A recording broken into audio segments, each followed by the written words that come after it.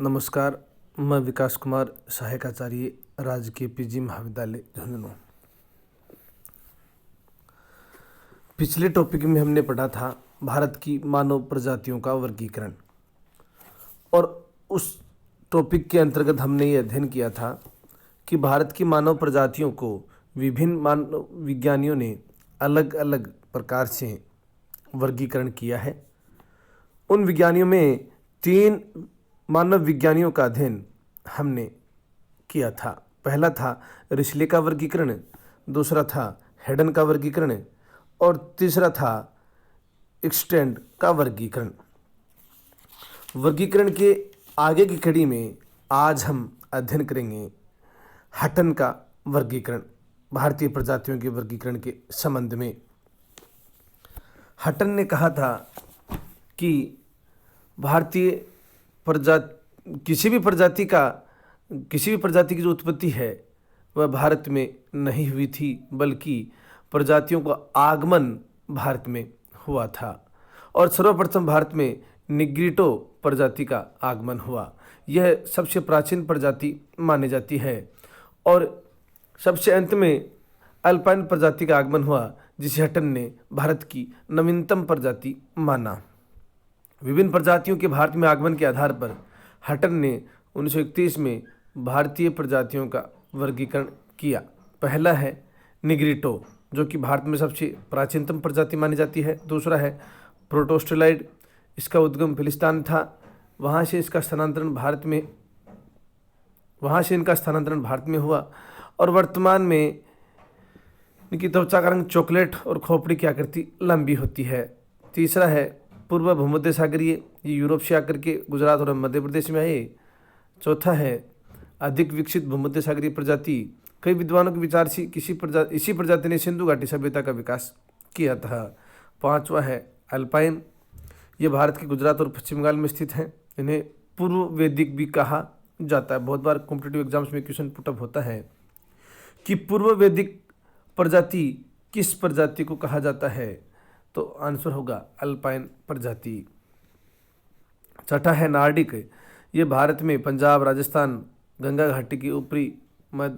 नदी की ऊपरी घाटी में पाए जाते हैं। मंगोल, इस प्रजाति के आगमन भारत के उत्तरी पूर्वी भाग से हुआ। वर्तमान समय में बंगाल और उत्तरी पूर्वी भागों में ये निवास करते हैं।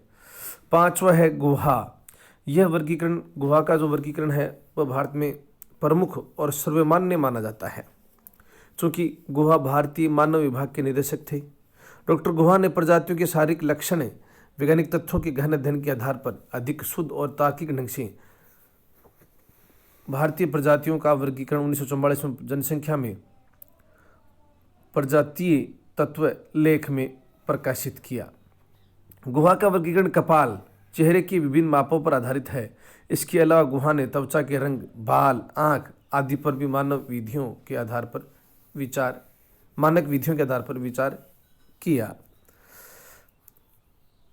गुहा ने 1931 की जनगणना के आधार पर भारतीय प्रजातियों को अग्रलिखित 6 प्रजातियों में वर्गीकृत किया और उसके 9 उपवर्ग थे। पहला है निग्रिटो, दूसरा है आद्य ऑस्ट्रेलाइड यानी प्रोटोस्टेलाइड, तीसरा है मंगोलाइड जिसमें पूरा मंगोलाइड है, तिब्बत मंगोलाइड है। चौथा है भूमध्य सागरीय, जिसमें पूरा भूमध्य सागरीय और पूर्वी अप्राच्य लोग। पांचवा है चौड़े सिर वाली पश्चिमी प्रजातियां या एल्पो डिनारिक, जिसमें अल्पाइन, डिनारिक और आर्मिनाइड है। और छठा है नार्डिक। पहला है मेजर जो क्लासिफिकेशन है, उसमें पहला जो वर्ग है वह है निग्रिटो। निग्रिटो प्रजाति की उपस्थिति भारतीय प्रजातियों में अभी तक एक असमंजस की स्थिति बनी हुई है। कई मानवशास्त्रियों के अनुसार भारत में इस प्रजाति के लोगों का लगभग अभाव पाया जाता है, लेकिन भारत में निग्रिटो जो जाति है उसका अंश दक्षिणी भारत की आदिवासियों में देखने को पाया जाता है, ये कहा था लेपिक ने। गुहा ने ट्रावनकोर और कोचीन की पहाड़ियों में कादर व पुलियान उपजाति के लोगों को और अंडमान निकोबार के मूल निवासियों को इस प्रजाति के प्रतिनिधियों के रूप में माना है। बहुत बार क्वेश्चन पुटअप होता है कि गुहा के अनुसार निग्रिटो प्रजाति का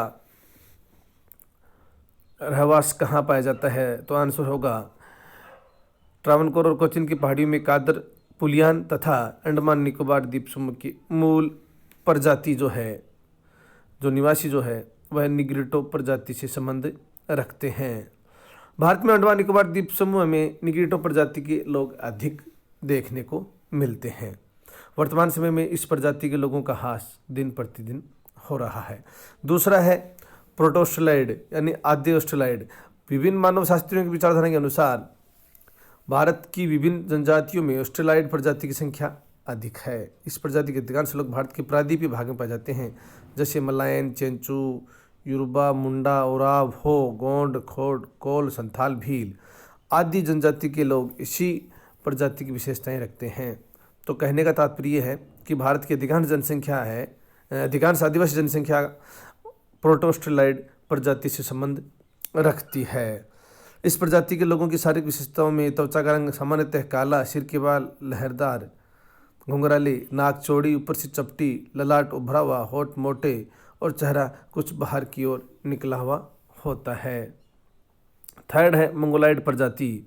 इस प्रजाति की उत्पत्ति इरावदी नदी बेसिन, चीन, तिब्बत तथा मंगोलिया में विस्तृत मानी जाती है। ईसा पूर्व पहली शताब्दी में इस प्रजाति के लोग प्रवास करके भारत आए और वर्तमान में उत्तरी पूर्वी भाग में नेपाल, असम और कश्मीर में ये लोग निवास करते हैं। मंगोलाइड प्रजाति के लोगों में मुंह चपटा, गाल की हड्डियां कुछ बाहर की ओर निकली हुई तथा उभरी हुई होती हैं। इस प्रजाति के दो उपवर्ग हैं। पहला है पूर्व मंगोलाइड, जिसमें लंबे सिर वाली मंगोलाइड प्रजाति आती है और चौड़े सिर वाली आती है। दूसरा है तिब्बती मंगोलाइड, जो कि अधिकांश तिब्बत से सटे हुए भारतीय भूभागों में देखने को मिलती है, जिसमें सिक्किम, भूटान और हिमालय के पश्चिमी क्षेत्र सम्मिलित हैं। चौथा है भूमध्य सागरीय प्रजाति। भारत में पाई जाने वाली भूमध्य सागरीय प्रजाति यूरोपीय काकेसाइड मुख्य प्रजाति की शाखा है। वर्तमान समय में भारत में इस प्रजाति के लोग उत्तर प्रदेश, पंजाब, महाराष्ट्र, पश्चिम बंगाल व दक्षिण में मलाबार तट पर निवास करती है। भूमध्य सागरीय प्रजाति के लोग अलग अलग समय में भारत आए और इन प्रजाति के लोगों को 3 उपभागों में बांटा गया है। पहला है प्राचीन भूमध्य सागरीय प्रजाति, जो कि सबसे पहले भारत में संभवतः नवपाषाण काल में आई और वर्तमान में भारत के उत्तरी भाग में ये और धीरे धीरे पलायन होकर के दक्षिणी भाग में निवास करने लग गए। और दूसरा है भूमध्य सागरीय प्रजाति। कई मानव शास्त्रियों का मत है कि भारत की सिंधु घाटी सभ्यता का विकास इसी प्रजाति ने किया था और इस प्रजाति का भारत में आगमन प्राचीन भूमध्य सागरीय प्रजाति के बाद ही हुआ। वर्तमान में इस प्रजाति को भारत में पंजाब, जम्मू कश्मीर, राजस्थान, उत्तर प्रदेश, बंगाल, महाराष्ट्र और मध्य प्रदेश में निवास करते हैं। इनकी त्वचा का रंग काला से जैतूनी व हल्का भूरा होता है। मध्यम कद, सिर लंबा, नाक चौड़ी और चेहरे पर रोमालियों की मात्रा कम पाई जाती है। भूमध्य सागरीय प्रजाति में तीसरा जो वर्ग है वह है पूर्वी भूमध्य सागरीय प्रजाति। इस प्रजाति की उत्पत्ति तुर्की एवं अरब में हुई और वहाँ से स्थानांतर करके भारत आ गए। वर्तमान समय में यह प्रजाति भारत के पंजाब, हरियाणा, राजस्थान, उत्तर प्रदेश के पश्चिमी भाग में निवास करते हैं। इनकी त्वचा का रंग गोरा या गेहुआ है। पांचवा है पश्चिमी चौड़े सिर वाली प्रजातियां। प्राचीन काल में भारत के पहाड़ी क्षेत्रों से पश्चिम की चौड़े सिर वाली प्रजातियों का आगमन हुआ। ये प्रजातियां उत्तर के पहाड़ी क्षेत्र से प्रवेश करके धीरे धीरे हिमालय की तलहटी से दक्षिण में पश्चिमी सागरीय तट, बंगाल और तमिलनाडु तक फैल गई। यूरोप के जिस भाग से इन प्रजातियों का आगमन हुआ उन्हीं के आधार पर इन प्रजातियों का वर्गीकरण कर दिया गया। जैसे अल्पनाइड इस प्रजाति का मूल जो क्षेत्र है वह यूरोप के आल्प्स क्षेत्र के आसपास है। यहाँ के लोग अधिक संख्या में पाए जाते हैं। दूसरा है डिनारिक, आल्प्स क्षेत्र को माना जाता है। इसका उद्गम भी, इसका कद लंबा होता है, नाक चौड़ी, सिर छोटा व चौड़ा, नाक लंबी और नतोदर, सुगठित शरीर, होठ चौड़े, घुंघराले बाल इसमें पाए जाते हैं। आर्मिनाइड प्रजाति के लोग भारत में सबसे कम संख्या में पाए जाते हैं। अन्य पश्चिमी चौड़े सिर वाले प्रजातियों की भांति इस प्रजाति के लोगों की शरीर में बाल पर्याप्त मात्रा में पाए जाते हैं। इनका कद मध्यम आकार का, नाक चौड़ा सिर, नाक लंबी इसमें पाई जाती है। गुहा के अनुसार अंतिम प्रजाति है नार्डिक प्रजाति।